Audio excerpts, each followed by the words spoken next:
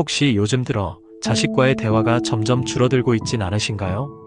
예전엔 뭐든 이야기하던 아이가 이제는 귀찮은 듯 짧게 대답하고 눈도 잘 마주치지 않는 것 같다는 생각 혹시 드신 적 있나요?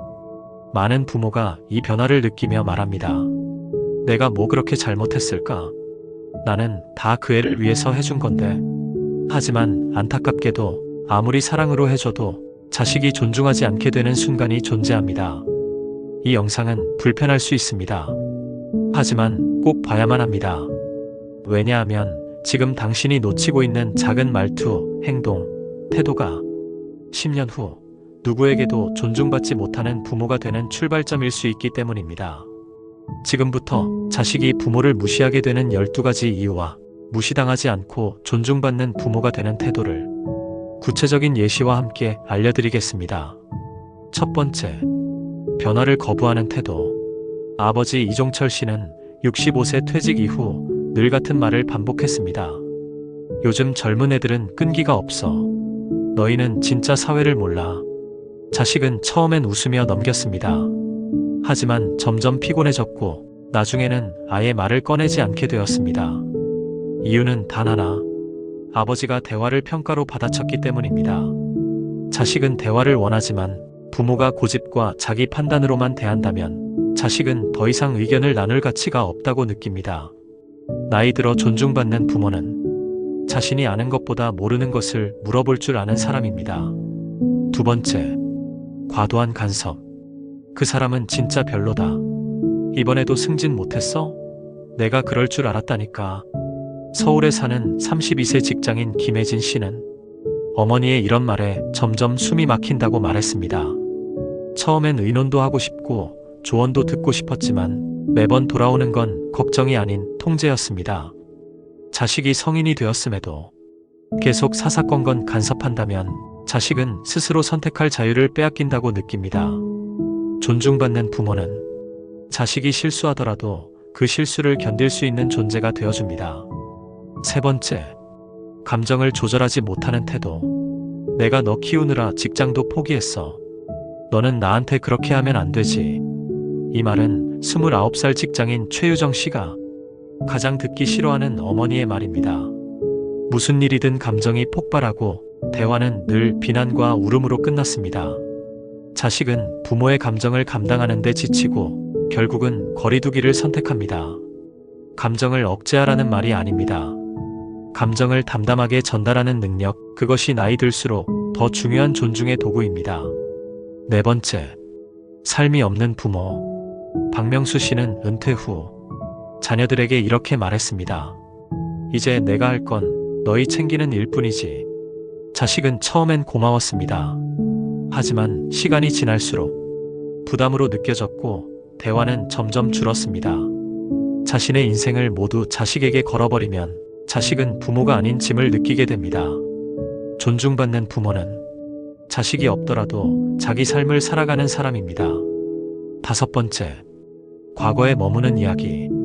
60대 중반의 아버지가 늘 꺼내는 말. 내가 내 나이 땐 말이야. 군대 다녀와서 돈 벌어서 집도 사고. 이 이야기를 자식은 10년 넘게 들어왔습니다. 과거 이야기는 때때로 아름답지만 지금의 자식과 현재의 대화를 가로막는다면 그건 추억이 아니라 장벽이 됩니다. 존중받는 부모는 자식과 지금의 삶을 이야기할 줄 압니다. 여섯 번째, 자식의 의견을 무시하는 말투. 그건 내가 몰라서 그래. 아직도 철이 덜 들었구나. 이런 말은 자식에게 넌 여전히 어린애야 라는 메시지를 줍니다. 30살이 넘은 아들 이재훈 씨는 이렇게 말했습니다. 왜 나는 부모님 앞에서만 이렇게 작아져야 하죠? 자식의 생각을 무시하면 자식은 부모와의 대화를 피하고 존중 대신 거리감으로 반응합니다.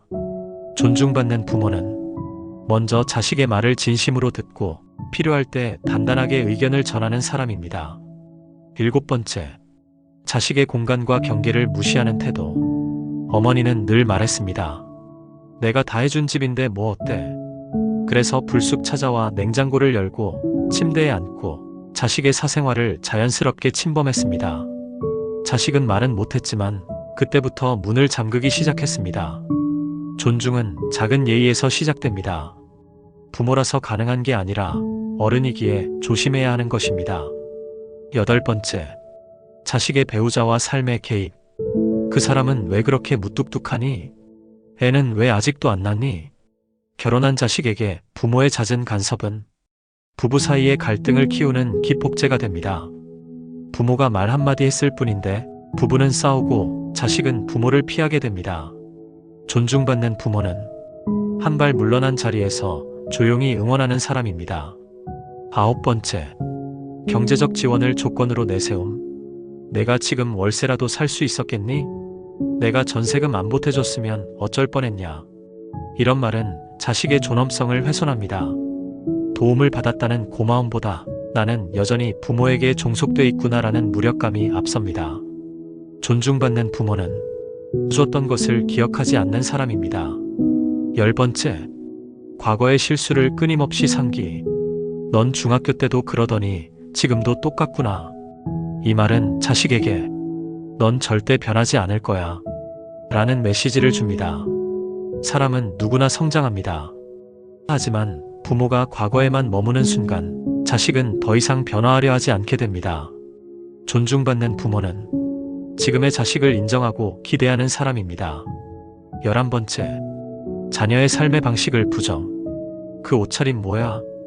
내가 그런 회사에서 뭘 배우겠니? 부모가 보는 기준과 자식이 사는 세상은 다릅니다. 그 다름을 받아들이지 못하고 비난으로 반응할 때 자식은 부모에게 진심을 털어놓지 않습니다. 존중받는 부모는 자식이 자신과 다른 길을 가더라도 신뢰하는 사람입니다. 12번째, 스스로를 무가치하게 여기는 태도. 이젠 나 같은 사람 필요 없지. 나는 이제 그냥 조용히 살아야지. 이런 말을 자주 하는 부모는 자식에게도 점점 존재감이 흐려지는 사람이 됩니다. 존중은 자기 자신을 존중하는 부모에게서 시작됩니다. 존중받는 부모는 나이가 들수록 더 자신을 사랑하고 가꾸는 사람입니다.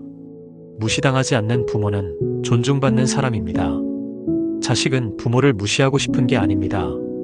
단지 존중할 수 없게 만드는 태도에서 멀어지려는 것뿐입니다. 나이 든다는 건 힘을 잃는 것이 아니라 지혜와 성숙으로 깊어지는 시간이어야 합니다. 당신은 여전히 사랑받고 존중받을 자격이 있는 세상에 단 하나뿐인 부모입니다.